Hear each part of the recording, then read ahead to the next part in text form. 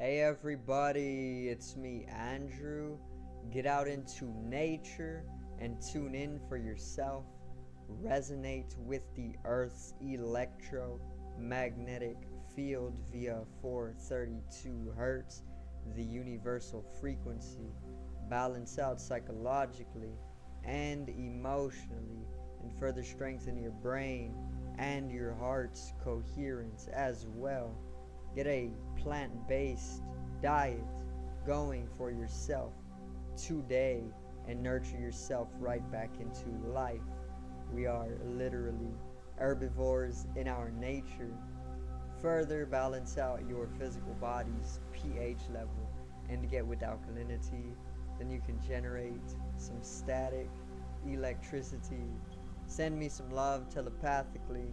Set attention to your mind and set intention to communicate. That is all there is to telepathy. You are now tuning in to great days.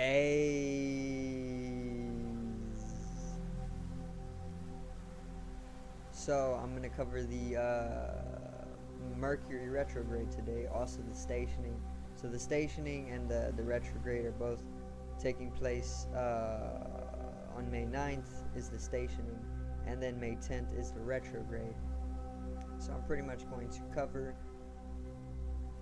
what I have understood the retrograde to be bringing or influencing, and then I'm going to just go from there. Okay, so today's video is Mercury retrograde, beauty and truth.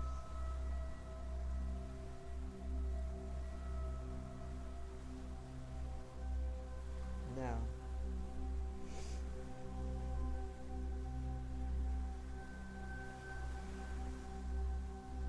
so the Mercury retrograde, the stationing, which is when Mercury seems to come to a station, it seems to come to a stagnation, like a stalling, or it falters, it stops, it stations.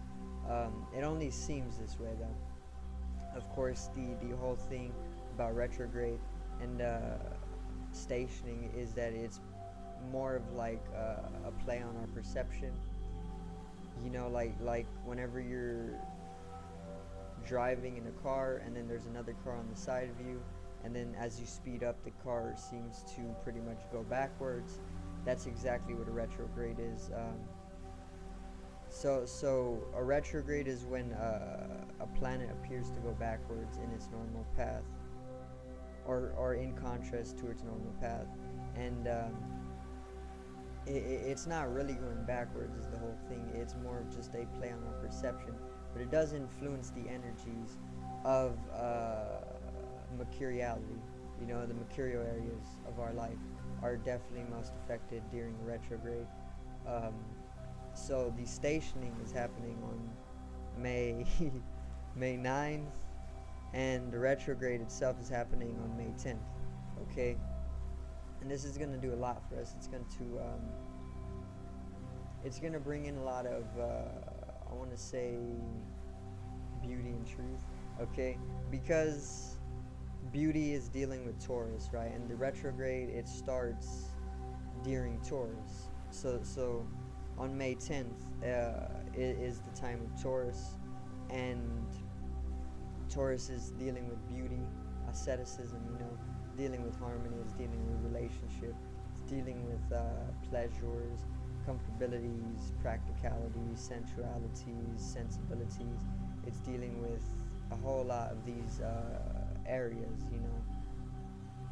And then truth is Gemini. So Gemini starts on the 22nd of May, and then onwards. So Gemini is the truth, Taurus is beauty, and Gemini is truth. And Gemini deals with communication, it deals with psyche, a dualistic perspective. It deals with, I want to say, balancing too, in a way, which is truth. Okay, balance, wholeness, holistic, holism, its truth. Okay, I also want to say that sociability is going to be heightened, obviously. So beauty and truth is what is going to be like the focal of this retrograde. Okay, usually I say that when Mercury comes to retrograde, it inverses all the mercurial areas of our life. Um, this is true, but it is also a little. It's a little. It's a little. Let me see. Not in depth enough. You know, when it comes to explaining all that retrograde can do for us. So people usually say like it's not a good time to go signing contracts and doing things like this because Mercury deals with transactions, you know, business, all of these areas of our life. Mercury pretty much handles. Um, so they often say not to sign or do any major transactions during Mercury retrograde because it can lead to a loss somewhere, you know, because of the retrograde Mercury. It affects all the transactional areas of our life. Therefore, if you go about doing major transactions during these times of retrograde, something can get a little kinked, and it might end up bad for you, you know. But it's more about beauty and truth in this way because we're focusing more on transformation, you know, which the new moon is pretty much. It brought us late April. It brought us a new perspective on Taurian nature of change, and this has been pretty much driven through early May up until now. It's going to I want to say it's going to be a focal within the retrograde as well, you know. And the retrograde, it ends on June 6th. So from May 10th to June 6th, Mercury is going to be in retrograde, and all during this time, during its time in Taurus, you're going to want to maybe comfort yourself. You know, you're going to want to go about practically doing what it is that brings you pleasure, you know. Sort of work on yourself, you know. Start integrating more truth into your life, or more of what brings you to living within your truth, you know, more of the beautiful things that are enabling you to center yourself in your personal truth. And by the end of June, in doing that, in going through that process and in integrating that, you'll end up with a lot of fruits to bear. You'll end up with a lot of blossoms, you know. It's like this transformation of a Taurian nature that the new moon brought us late April, which is all about which is what this month is all about. May is all about bringing in that nature of Taurian change, you know. It's of a material change. It's of a dense change, you know, because Taurus is a very, very dense sign. It's the most dense sign in the zodiac. So the change that we're striving towards is going to be of a dense one. It's going to be of a material change.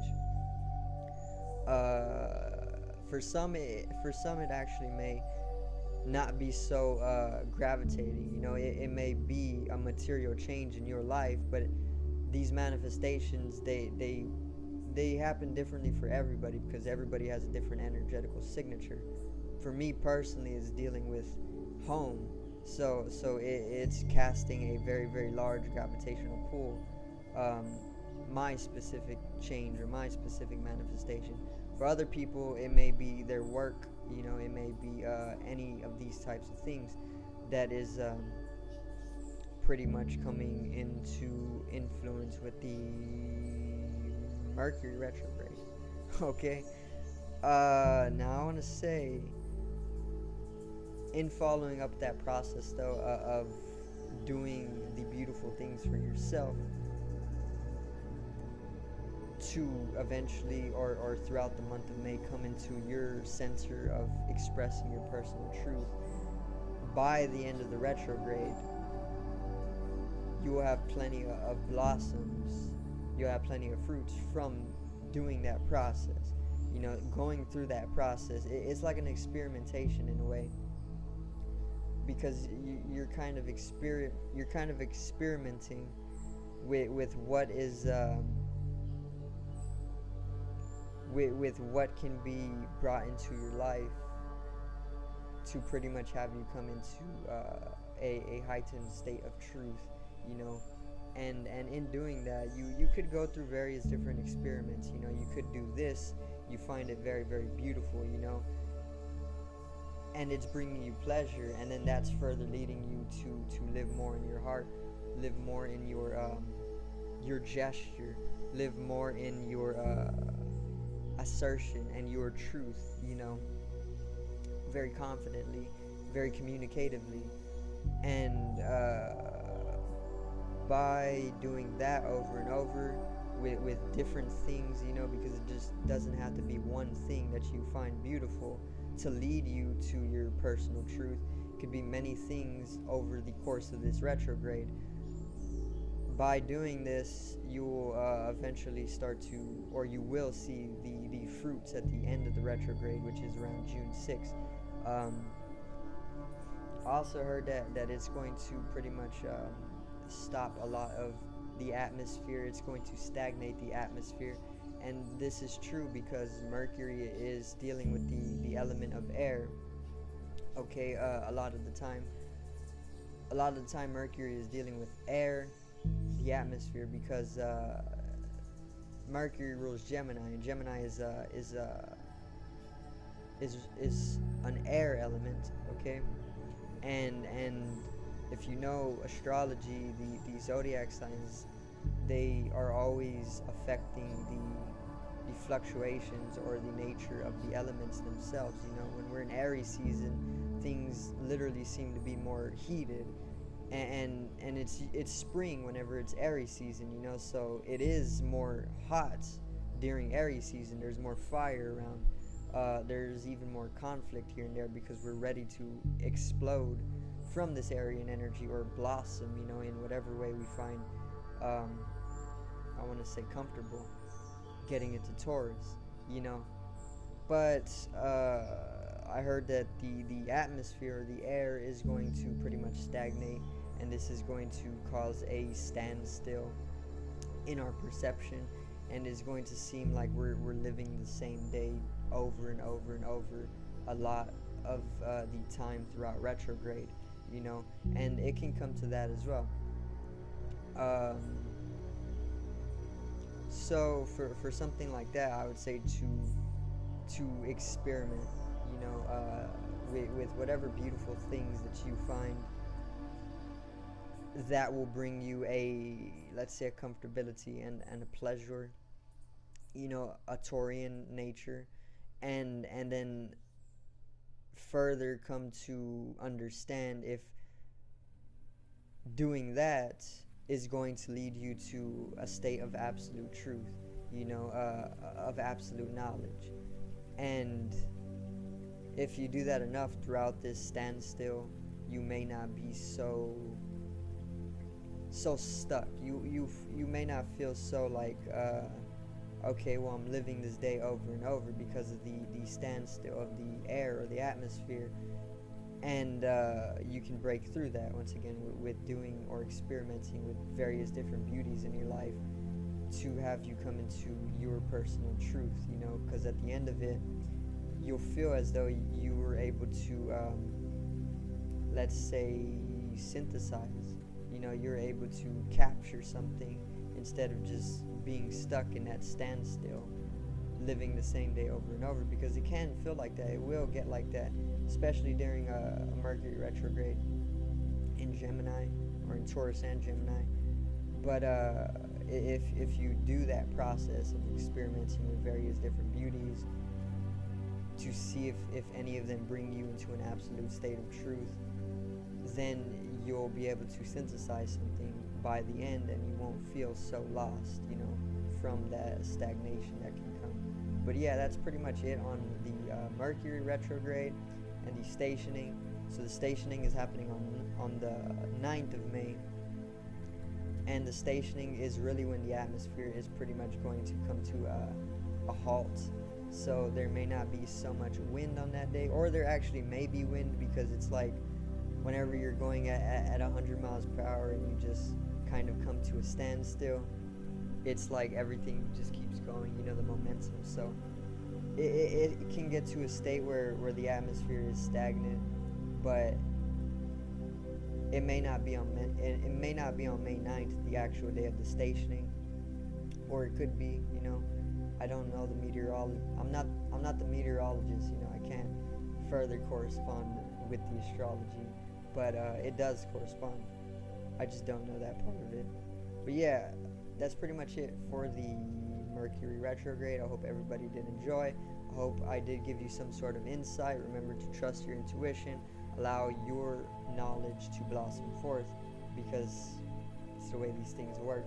Okay, so subscribe over here to the left of me. Help me reach 100 subscribers. Drop a like on the video to the right of me and support the channel once again. Generate some static electricity from the etheric body, or the first layer of the aura. It needs to be realized and strengthened for the collective rising consciousness. Love you, everybody. Have a great day. Peace out.